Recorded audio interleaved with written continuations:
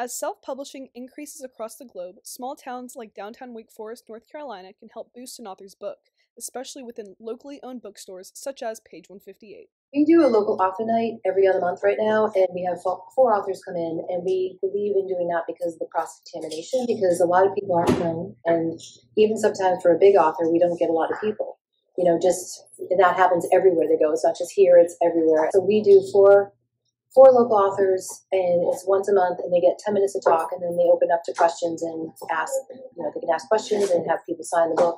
And we sell a lot of the other books because people are very supportive.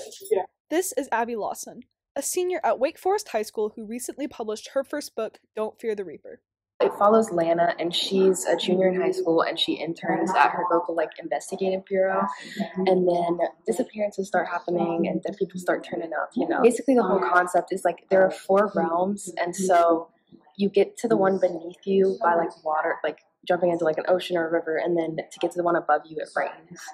Ooh. So, and then obviously there's some evil. Yeah. The quest.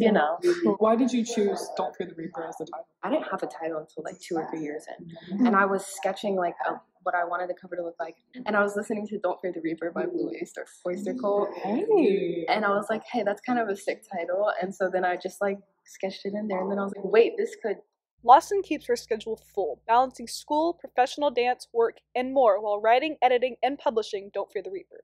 She has made a huge impression on teachers at her school, including her technical theater teacher, Tim Domack. I've known Abby for 4 years, since her freshman year. I had her online as during the COVID, when they were starting to allow students to come in here and there, after school. I opened it up to her, everybody.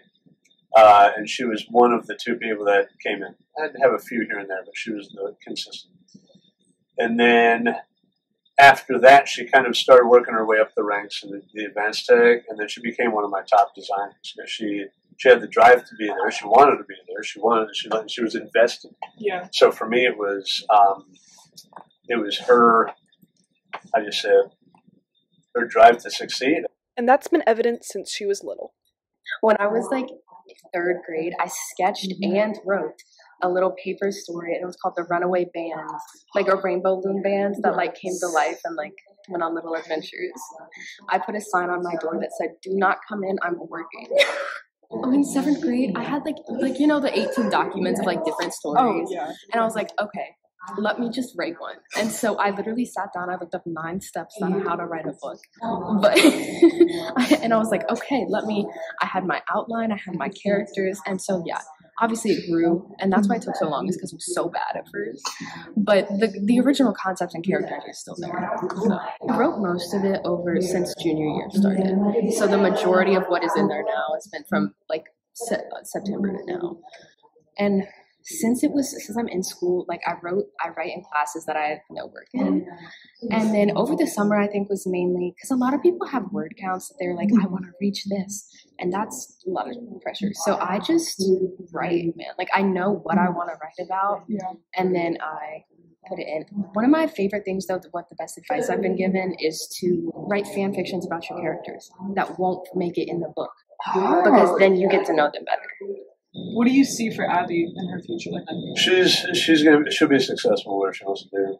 I think a lot of that stems from the competitive dance that she does. So she's got that competitive nature, but then she also has the work ethic, because that particular dance company she works with is really demanding. And then on top of that, she's a straight-A student. So clearly she's finding the balance between work and basically what she loves to do.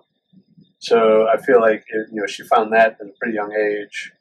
And so when you move into college, as long as you keep that work ethic and you keep rolling towards your goal, that you'll carry that into adulthood and into your career. What is something that you wish you knew before going into writing?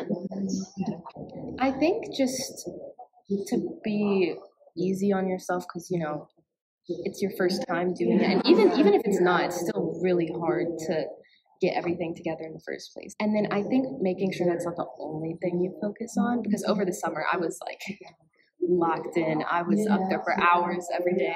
It was crazy. But to make sure that there's balance in general, because it'll get done eventually.